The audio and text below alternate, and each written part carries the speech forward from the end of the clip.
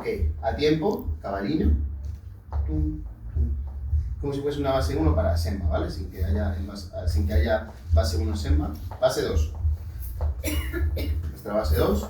Nuestra base 3 en 4 puntas. Y 1, 2, marca, 1, 2, marca, 1, 2, marca. Lo mismo con balancé. Y 1, 2, 1, 2, 1, 2, 1, 2, base 2. Ahora media luna. Salgo hacia atrás, pero bailando puedo salir en lo que quiera. Son 5 y 5, que en realidad es una base de 3 más un abro cierro. Ok, a corridiño. 1, 2, 3, 4, 5, 6, 7, 8 y me vuelvo. 1, 2, cambio de pared cada 2.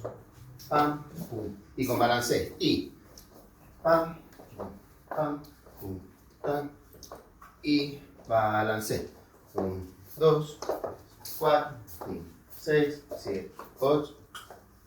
Cuartos de giro. Y 1, abro, cierro, 1, abro, cierro, 1, abro, cierro. Tercios con más giro. Y 1, abro, cierro, 1, abro, cierro. Es mi pecho. Máximo giro, vírgula, de Semba, 1, 2, marca, 1, 2, marca. De Kizomba con el cha-cha, voy a explicar por qué. 1, 2, cha-cha, 1, 2, cha-cha, algo.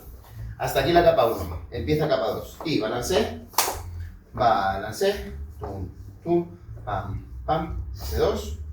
Diamante, el primero, esta diagonal y marca, esta diagonal y ahora con la variación, vámonos, 1, 2, 3 y aquí voy a hacer un vaivén, pam, tum, pim, pam, tum, pam. Ok, aquí retrocesos. Bueno, vamos a hacer solo 180, el que hemos hecho hoy, vámonos, atrás, atrás y adelante, cha, cha, pam, pam, atrás, atrás, pum, pum, pam, pam. ¿Ok? Ah, me ha faltado la vírgula de diamante. Vamos. De diamante, dibujo el rombo con la vírgula.